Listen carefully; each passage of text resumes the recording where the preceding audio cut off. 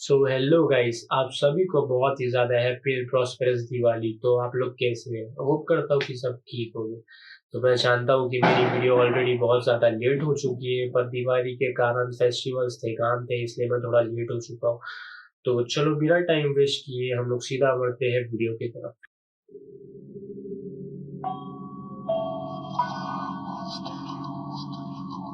तो आप सभी लोगों ने बुरारी कार्ड के बारे में सुना ही होगा, पर आप लोगों को पता है कि बुरारी के जैसे हमारे कंट्री में बहुत सारे केसेस हो चुके हैं जिसे अभी तक के कवर नहीं किया गया है। उनमें से एक केस है नायडू फैमिली का, जो कि आंध्र प्रदेश में हुआ था। तो वीडियो स्टार्ट करने से पहले मैं आप सभी को ये बता दूं कि मैं अपने चैनल पे हॉरर एंड मिस्टीरियस वीडियोस को पोस्ट करता हूँ, और मैं कई लाइव डॉक्यूमेंट्रीज को भी कवर करता हूँ, लाइव इंसिडेंट को भी कवर करता हूँ, जिसे आप सभी को सुनना ज़रूरी है। तो अगर आप लोगों के पास में भी ऐसी कोई इंसिडेंट है या फिर ऐसा कोई स्टोरी है, कोई भी पैरानॉर्मल या फिर मिस्टीरियस स्टोरी जो कि आप लोग सबसे शेयर करना चाहते हैं, तो वो आप मुझे मेरे इंस्टाग्राम या फिर मेल पे भेज सकते हैं। तो डिस्क्रिप्शन में आपको उसकी लिंक मिल जाएगी, और यहाँ पे आपको मेरा मेल आईडी दिख रही होगी, तो आप लोग यहाँ पे मुझे मेल कर सकते हैं अपनी स्टोरीज। तो चलो स्टार्ट करते हैं।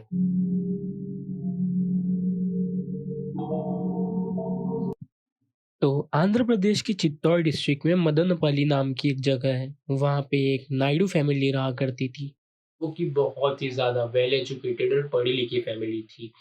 तो इस फैमिली में नॉर्मली 4 लोग थे, मिस्टर पुरुषोत्तम, उनकी बीवी पद्मा और उनकी 2 बेटियाँ, एक अलेखा और एक सायद दिव्या। तो मिस्टर पुरुषोत्तम जो थे वो एक गवर्नमेंट पॉलिटेक्निक कॉलेज में केमिस्ट्री के टीचर थे, और जो पद्मा थी वो एक आईआईटी इंस्टीट्यूट में 20 साल से काम कर रही थी। और मैं आप लोगों को बता दूं कि वो गोल्ड मेडलिस्ट भी थी साइंस, मास्टर ऑफ साइंस में।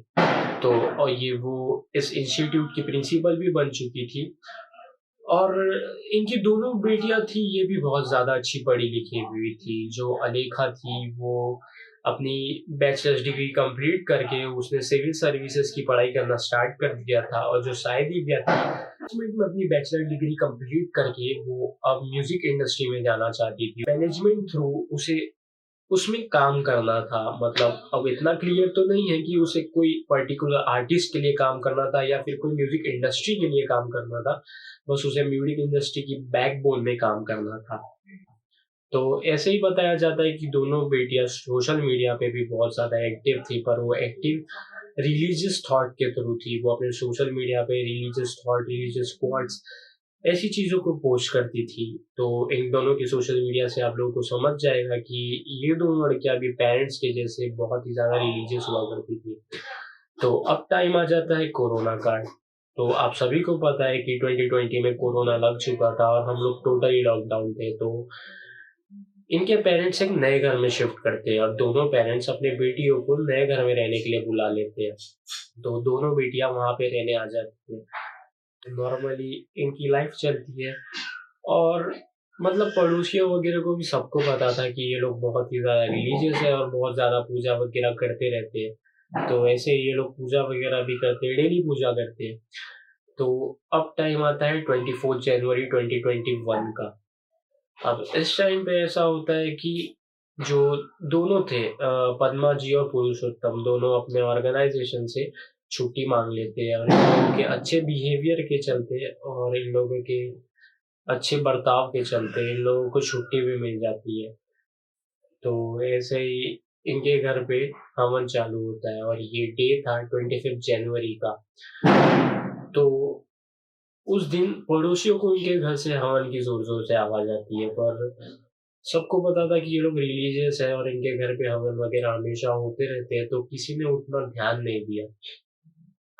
पर ऐसे ही पुरुषोत्तम जी ने अपने ही एक फ्रेंड को कॉल किया, और उन्हें कॉल करके उन्होंने बोला कि पहले तो इन लोगों ने नॉर्मल बातें की कि दिन भर में इन लोगों ने क्या किया और लाइफ कैसे चल रही है। जैसे हम लोग नॉर्मल बात करते हैं वैसे इन लोगों ने नॉर्मल बातें की।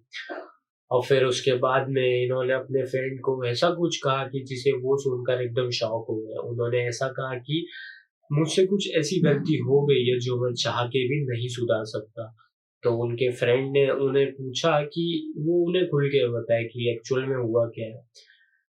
तो तब पुरुषोत्तम जी ने ये सारी चीजें जो हुई है वो अपने फ्रेंड को बताई। और ये चीज़ें ऐसी थी कि इनके घर पे पूजा हुई थी जिसमें इन लोगों ने शिव जी के लिए एक हवन किया था। तो जो मिस पद्मा थी, उन्होंने अपने पूरी फैमिली को कन्विंस किया था सैक्रिफाइस के लिए। उन्होंने कहा था कि कुछ ऐसी चीजें हैं जिनके कारण ये लोग शुद्ध नहीं है, मतलब ये लोग अशुद्ध है। तो प्यूरिफिकेशन के लिए इन्हें खुद को मारना पड़ेगा और 24 घंटे के अंदर ये लोग रीबर्थ ले लेंगे। जो इन लोग की जो अशुद्धि है इनके बॉडी में, जो अभी ये लोग प्योरिटी नहीं है इनके बॉडी में, वो प्योरिटी इनके मरने के बाद में जब ये लोग वापस जिंदा होंगे, मतलब इनका जब वापस रीबर्थ होगा, तो वो सारी अनप्योरिटी खत्म होके ये लोग प्योर फॉर्म में बर्थ लेंगे। आप लोग कह सकते हैं कि ये एक रीकार्नेशन वाली प्रोसेस थी जिसके थ्रू ये लोग सारे जाने वाले थे। तो मिस पद्मा ने अपनी दोनों बच्चों से कहा कि उन्हें एक दूसरे को त्रिशूल से मारना है। तो अलेखा ये सब सुन के मतलब थोड़ा सा डर गई थी। वो अपनी छोटी बहन को मारना नहीं चाहती थी। वहीं पे जो साई दिव्या थी, वो इन सारी चीजों के लिए टोटली रेडी थी। वो अपनी मॉम पे पूरा बिलीव रखती थी और वो अपने मॉम की जितनी भी बनाई हुई थेरीज थी कि ये सारी चीजों से ऐसा हो सकता है और ये सारी चीजों के बाद में ऐसा होगा, उसने अपनी मॉम को टोटली बिलीव कर लिया था। और वो चाहती थी कि अलेखा उसे मारे। तो साई दिव्या ने अलेखा से कहा कि अगर आप मुझे नहीं मारोगे तो मैं खुद सुसाइड कर लूंगी, और अगर सुसाइड होगा तो ये इनके प्रोसेस में एक सिन हो जाएगा, मतलब कि ये इनके प्रोसेस में एक बाधा आ जाएगी, जो कि इनका पूरा जो प्रोसेस है, जो इनका पूरा प्रोसीजर है, वो पूरा डिमोलिश हो जाएगा। तो इसलिए अलेखा ने बिना मर्जी के होते हुए अपने दिल पे पत्थर रख के साई दिव्या को त्रिशूल से मारा। और जैसे ही साई दिव्या को अलेखा ने त्रिशूल से मारा, वैसे ही पद्मा ने अलेखा को डंबल से उसके सर पे मारा, जिससे उसकी मौत हो गई। और ऐसा कहा जाता है कि पद्मा ने साई दिव्या को भी फिर से डंबल से मारा, ये श्योरिटी रखने के लिए कि साई दिव्या की सच में डेथ हुई है या फिर नहीं हुई है। आप लोग सोच सकते हैं, एक माँ का अपनी दोनों बच्चियों को जान से मारना, ये कितना क्रूअल स्टेप है। और ऐसी दुनिया में कोई माँ नहीं है कि वो ये चीजें कर सके।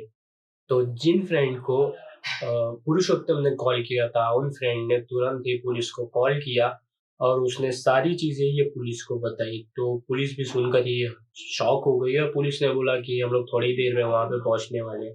तो थोड़ी देर में शाम, मतलब रात होते होते पुलिस घर में पहुंच गई। और जैसे ही वो लोग घर के अंदर पहुंचे तो उन्होंने देखा कि हॉल के पास में उनका जो पूजा घर था, उस पूजा घर के बाहर में अलेखा की बॉडी पड़ी हुई थी, जो कि बहुत ब्रूटली हर्ट थी, जिसके सर पे डंबल से वार किया गया था। और मतलब पूजा घर के अंदर में ही साई दिव्या की बॉडी थी, जिसे त्रिशूल से और डंबल से दोनों से मारा गया था। और पद्मा पुरुषोत्तम वहां पे इतने नॉर्मली बैठे थे कि जैसे उनके घर पे कुछ हुआ ही नहीं है। तो पुलिस ने उनसे पूछताछ करी और उन्होंने बताया कि ये सारी प्रोसीजर है, आप लोग हमें बस एक दिन का टाइम दे दीजिए, हम लोग सब ठीक कर देंगे। हमारी बेटी 24 घंटे में जिंदा हो जाएगी, पूरी प्योर होगी, पूरी प्योरिफिकेशन के साथ में हमारी बेटियां जिंदा हो जाएगी। तो आप लोग हमें बस 24 घंटे का टाइम दे दीजिए। तो पुलिस भी ये सारी चीजें सुन के बहुत ज्यादा शॉक थी और पुलिस ने तुरंत इन लोगों को कस्टडी में ले लिया। तो जो मिस पद्मा थी, वो इन सारी चीजों को सुनकर बहुत ही ज्यादा चिढ़ गई। वो पुरुषोत्तम पे बहुत ज्यादा चिढ़ गई कि उन्होंने उनकी पूजा को भंग कर दिया है। उन्होंने, मतलब वो इतने कायर थे कि वो उनका साथ नहीं दे पाए, अब भगवान उन्हें माफ नहीं करेंगे। पुलिस स्टेशन में ये सारी बातें चली और पद्मा जो थी वो ऐसे बिहेव कर रही थी कि वो खुद ही शिव जी का रूप है। तो मैं आपको एक छोटी सी क्लिप दिखाता हूँ जिसमें आप लोगों को कंफर्मेशन मिलेगा कि पद्मा की दिमाग की हालत कितनी ज्यादा खराब हो चुकी थी, मतलब वो कितनी ज्यादा बीमार थी। కరోనా వచ్చిందే నానొచ్చి నేనే పంపించా పొద్దున్నే మీరు కూడా మాకు రిమోట్ అచ్చుడు అచ్చుడా శివ బాడీ పార్టికల్ నుంచే కరోనా వచ్చింది. ఈ కలి సంహార చేసేటప్పుడు మిగిలిన చెత్త ఉంది కదా, ఆ అద్దుల పడ్డానికే నేను కరోనా వైరస్ ని నా బాడీ పార్టికల్ నుంచే పంపించాను, చైనా నుంచి రాలేదు. तो जैसे कि आप लोगों ने ये वीडियो देखी, इस वीडियो में पद्मा कह रही है कि मैं जो हूँ वो शिव जी का रूप हूँ, मतलब शिव जी रिकार्नेशन हो के मेरे अंदर में, मेरे में शिव जी का एक अंश है। और जो कोरोना जो फैला हुआ है वो मैंने अपनी बॉडी से इस धरती को दिया है, कोरोना चाइना से नहीं आया है। मैंने अपनी बॉडी से कोरोना को निकाला है और इस धरती को दिया है, ताकि इस धरती पे जितने भी अनप्योर लोग हैं वो सारों की डेथ हो जाए और ये धरती फिर से रीस्टार्ट करे और यहाँ पे बस प्योर लोग ही बचे। तो आप लोग ये सारी चीजें सुन के मतलब समझ सकते हो कि उनकी मेंटल स्टेट उस समय पे क्या थी, मतलब वो कितनी ज्यादा पागल हो चुकी थी। और खुद को शिव जी का अंश बताना ये बहुत ही ज्यादा गलत है। मैं आपको बता दूं कि शिव जी एक डिवाइन पावर है। डिवाइन पावर में इतनी ज्यादा शक्ति होती है कि हम लोग उनके एक छोटे से बाल का भी अंश अगर हमारी ह्यूमन बॉडी के अंदर लेते हैं, अगर हमारी ह्यूमन बॉडी में एक छोटा सा भी उनका छोटे से नाखून का भी अंश आ जाए तो हमारी ह्यूमन बॉडी उनकी पावर संभाल नहीं पाएगी, हमारी बॉडी बर्स्ट हो जाएगी। वो डिवाइन शक्ति में इतनी ज्यादा पावर होती है। और ये औरत कह रही है कि उसमें शिव जी की शक्तियां है, वो शिव जी रिकार्नेटेड होके उसका रूप लेके फिर से पैदा हुए हैं। तो आप लोग सोच सकते हैं कि ये कितनी तकियानुसी बातें यहाँ पे चल रही है। अब ये लोग रात भर वहाँ पे पुलिस स्टेशन में रहते हैं और पद्मा वहाँ पे रात भर बहुत ज्यादा शोर मचाती है कि हमें जाने दो, हमें बस एक दिन का समय दो, अब तक कि हमारी बेटी तो जिंदा हो चुकी होगी। तो वहाँ पे उन्हें पुलिस कांस्टेबल या फिर पुलिस ऑफिसर लोग बताते हैं कि तुम्हारी बेटी अब तक की जिंदा नहीं हुई है, वो मर चुकी है और वो अभी कभी जिंदा नहीं होने वाली। तो वो इसमें भी ये चीज बोलती कि आप लोगों ने हमारा प्रोसीजर जो था, जो पूजा का पूरा प्रोसीजर था, जिस प्रोसीजर थ्रू हम लोग जाने वाले थे, उस प्रोसीजर को ही आप लोगों ने भंग कर दिया, इसलिए मेरी बेटी जिंदा नहीं हुई है। तो मेरी बेटी के मरने के जिम्मेदार भी आप लोग ही है। तो ऐसी सारी बातें हुई और इन लोगों को कोर्ट में पेश किया गया। तो इन दोनों को फॉर्मेट हॉस्पिटल मेंटल केयर में भेज दिया गया, जो कि विशाखापट्टनम में है।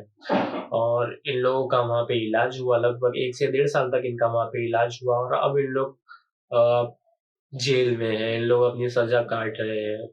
आप लोगों ने अब तक के बस बुरारी के बारे में ही सुना होगा और आप लोगों को बस बुरारी के बारे में ही पता होगा कि ऐसा कोई इंसिडेंट हुआ है जहाँ पे एक फैमिली मेंबर ने इन्फ्लुएंस करते हुए अपने पूरी फैमिली को सुसाइड करा दिया। ये केस तो उससे भी बढ़ के है। यहाँ पे जो पद्मा थी वो कहती थी कि वो खुद भगवान का रूप है और उसे भगवान ने भेजा है, और ये जो कोरोना हुआ है उसने अपने अंदर से निकाला है और सबको वो मारना चाहती, जितने इम्प्योर लोग हैं वो सबको मारना चाहती है। तो ये सारी बातें सुन के ही बहुत ज्यादा अजीब लगता है। और उन दोनों बेचारी बच्चियों का क्या कसूर था कि उनके पेरेंट ने ही उनकी जान ले ली।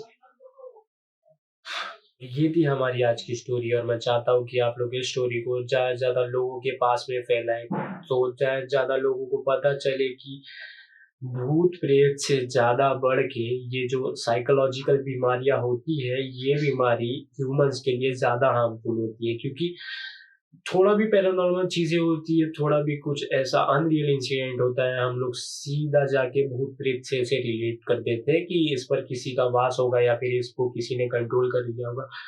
और इस वर्ल्ड में पैरानॉर्मल चीजों से बढ़ के साइकोलॉजिकल चीजें भी है, तो हमें साइकोलॉजिकल चीजों के बारे में भी सोचना चाहिए। हमें हम मतलब लोग पता नहीं क्यों शर्माते हैं कि मेंटल हॉस्पिटल में जाएंगे तो लोग उन्हें पागल ही बोलेंगे, पर ऐसा नहीं है। हम लोगों को इलाज कराना चाहिए, काउंसलिंग लेनी चाहिए। काउंसलिंग बहुत ही ज्यादा अच्छी चीज है, ये सब कराना चाहिए। और मैं आप सभी से रिक्वेस्ट करता हूँ कि अगर आपके सराउंडिंग में भी कोई ऐसा व्यक्ति है जो कि आपको इन सारी बुरी चीजों के लिए इन्फ्लुएंस करता है, भले ही वो भगवान का नाम लेके क्यों ना आपको इन्फ्लुएंस करे, आपको उनकी बातों में नहीं आना है। क्योंकि आप लोगों ने ये इंसिडेंट सुन ही लिया है। और अगर आप लोग चाहते हैं कि मैं बुरारी के ऊपर भी एक स्टोरी बनाऊं, बुरारी को भी एक्सप्लेन करूं, बुरारी के ऊपर भी अपना वीडियो पोस्ट करूं, तो आप लोग मुझे कमेंट में बता देना, तो मैं बुरारी के ऊपर भी एक नेक्स्ट वीडियो लेके आ जाऊंगा। तो बस यही था आज का वीडियो, और सब लोग सेफ रहना। मिलते हैं अगली वीडियो में, तब तक के लिए गुड बाय, थैंक यू।